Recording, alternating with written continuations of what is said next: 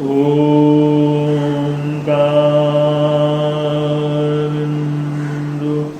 संयुक्तं नित्यं ध्यायन्ति योगिनः कामं मोक्षदं चैव ओंकाराय नमो नमः। परमेष्टिनमस्कारं सारं नवपदात्मकम् आत्मरक्षाकरं वज्र पंजरां स्मराम्यहम्।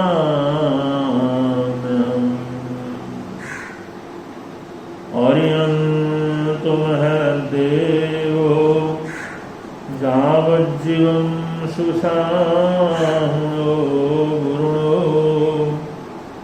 जिनपन्नतं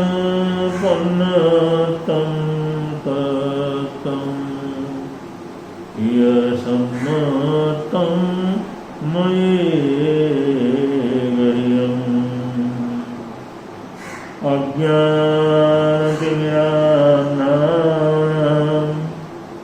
ज्ञानाञ्जनशलाकया चक्षुरुन्मीलितं येन तस्मै श्री गुरवे नमः। तस्मै श्री गुरवे नमः। गुरुर्ब्रह्मा गुरुर्विष्णु गुरुर्देवो महेश्वर गुरुरेकपरं ब्रह्म तस्मै श्री गुरवे नमः। तस्मै श्री गुरवे नमः। तस्मै श्री गुरवे नमः।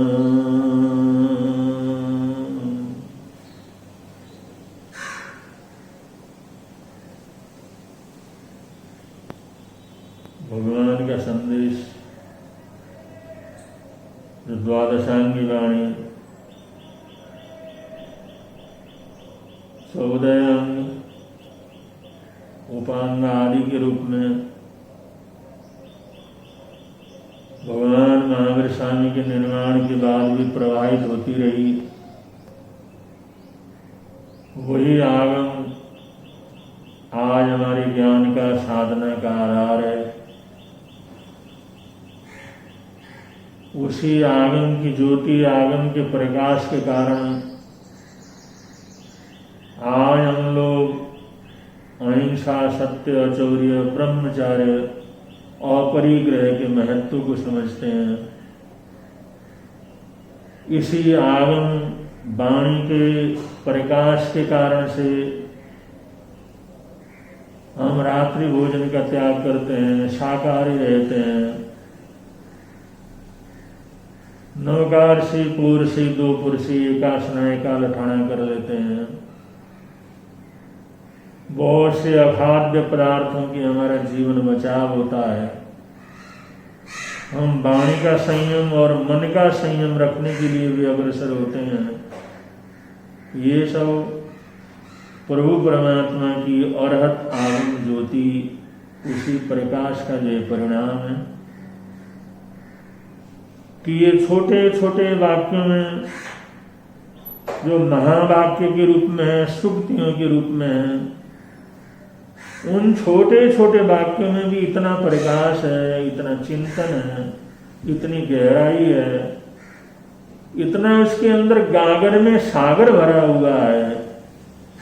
अगर हम एक एक उस सूक्ति को जो आगम के अंदर प्रकट हुई है उसके ऊपर थोड़ी देर के लिए भी चिंतन करें, मनन करें, और यथासंभव उसको जीवन में उतारने का प्रयत्न भर भी करते रहें तो भी हम जीवन की ऊंचाई को प्राप्त कर सकते हैं। इसलिए ये शीर्षक रहेगा अरहत आगम ज्योति। उसके सबसे पहले सुक्ति के अंदर कहा गया है, सबसे प्रथम सूत्र के अंदर कहा गया है, एगो धम्मो गुण लब्धई। अनंत ज्ञानी कहते हैं कि अनंत ज्ञानी सारे संसार को देखने के बाद कहते हैं हम 84 लाख जीवा योनियों को प्रत्यक्ष देखने के बाद इस निष्कर्ष के ऊपर पहुंचे हैं कि इस आत्मा को, इस जीवन को एक धर्म का मिलना इस संसार के अंदर बहुत कठिन काम। वैभव भी मिल जाता है, समृद्धि भी मिल जाता है, किसी को 1, किसी को 2, किसी को 3, ऐसे 5 इंद्रियां भी मिल जाते हैं। और ये 5 इंद्रियों के विषय भी उसको उपलब्ध हो जाते हैं। और जिसको 5 ही इंद्रियों के सर्वथा सभी प्रकार के विषय उपलब्ध हो, उसी को हम सर्वशक्तिमान, धनवान, वैभव संपन्न, महान और पुण्यशाली समझते हैं। महापुरुष कहते हैं, ज्ञानी कहते हैं, ये सारे संसार का वैभव, सारे संसार की समृद्धि, ये सब कुछ प्राप्त करने के बावजूद भी एगो धम्मो न लब्धई, एक धर्म का मिलना बड़ा दुर्लभ। धर्म क्या? धर्म है वस्तु स्वभाव धम्मो, वस्तु का जो स्वरूप है वो धर्म है। हमारी आत्मा भी एक वस्तु है, एक तत्व है। जैसे जल का स्वभाव ठंडा रहना है, शीतलता है, जैसे अग्नि का स्वभाव गर्म रहना है, तेजस्वी रहना है, जलाना है, ऐसे आकाश का जो स्वभाव है वो सबको जगह देना है।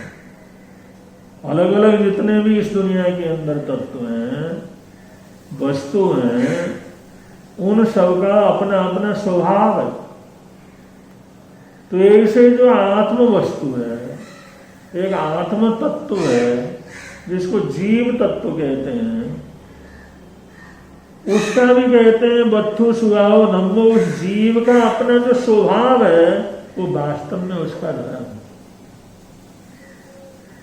तो जीव का स्वभाव क्या हो सकता है? चेतनता जीव का स्वभाव है, ज्ञान प्राप्त करना जीव का स्वभाव है, जानना जीव का स्वभाव है। और शास्त्रकार कहते हैं इसके साथ साथ क्षमा करना ये जीव का स्वभाव है। लेकिन क्रोध, मान, माया, लोभ ये जीव के स्वभाव नहीं, ये बाह्य भाव है, बाहर से आए हुए हैं। तो जब तक हम आत्म भाव में रहते हैं, शांति में रहते हैं, जब तक हम ज्ञान में, चिंतन में रहते हैं, हम स्वाध्याय ध्यान में रहते हैं, तब तक हम अपने स्वभाव में रहते हैं। हम किसी के प्रति दुर्भावना न रखते हुए अपने आप को देखना प्रारंभ करते हैं, अपने आप को समझना प्रारंभ करते हैं, अपने आप को जानने की कोशिश करते हैं। तो हम मैं कौन हूं, इस प्रश्न के पीछे धीरे धीरे गहराई में उतरने का प्रयत्न करते हैं। तो ऐसे सभी प्रकार की बाह्य प्रवृत्तियों को छोड़ करके एकांत आत्मिक और अकेलेपन की प्रवृत्ति के अंदर कुछ न कुछ ज्ञान की गहराई में उतरने का प्रयत्न करते हैं। तो ये हमारा वस्तु स्वभाव धम्मो, हमारी आत्मा का स्वभाव है। और उस स्वभाव में जितना देर रहते हैं उतना देर हम पूरी तरह से धर्मात्मा रहते हैं। इसलिए क्षमा के अंदर रहना, शांति में रहना, संभाव में रहना, दया में रहना, करुणा में रहना, परोपकार में रहना, सेवा में रहना, ये सब हमारी आत्मा के जीव के अलग अलग गुण हैं, उसके स्वभाव है। तो उन आत्मा के स्वभावों के अंदर जब तक जितने देर तक हम अवस्थित रहते हैं, जितने देर तक वहां पर बने रहते हैं, जितने देर तक हम टीके रहते हैं, वही समय धर्मात्मा पने का रहता है। तब तक ही हम धर्मात्मा होते हैं। और जहाँ उससे लव हो गए, जहाँ स्वभाव से ले छूट करके प्रभाव के अंदर चले गए, तो उसी समय अधर्मात्मा हो जाते हैं। तो इसलिए शास्त्रकार कहते हैं एगो धम्मो न लभ्यई, इस दुनिया में लवंती विमला भोए, लवंती सूर्य संपया, लवंती पुत्र मित्तम च, पर एगो धम्मो न लभ्यई। सारा संसार, सारे संसार का वैभव तो हमारे को प्राप्त हो सकता है, लेकिन एक धर्म की प्राप्ति होना ये जीवन के अंदर बहुत कठिन काम है।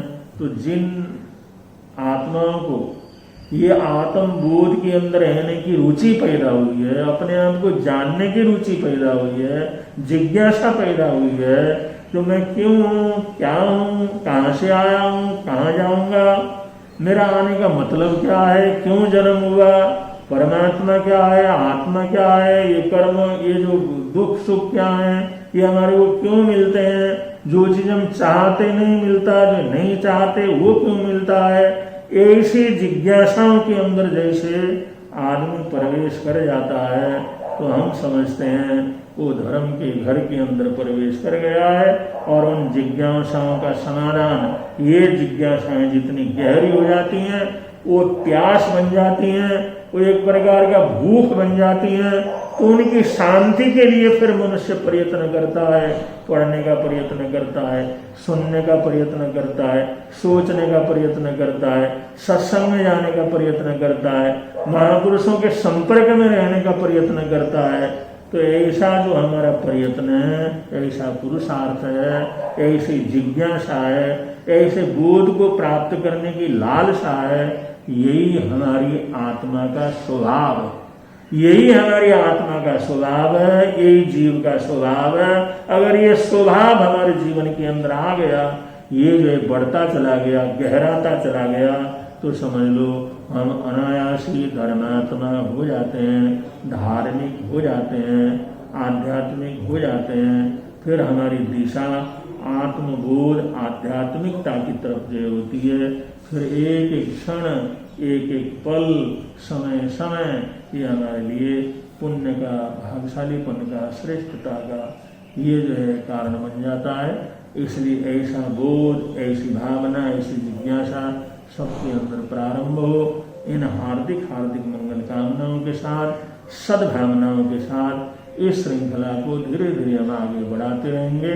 जरूर आप सब इसके अंदर जुड़ें और सत्संग का लाभ लेने का प्रयत्न करें।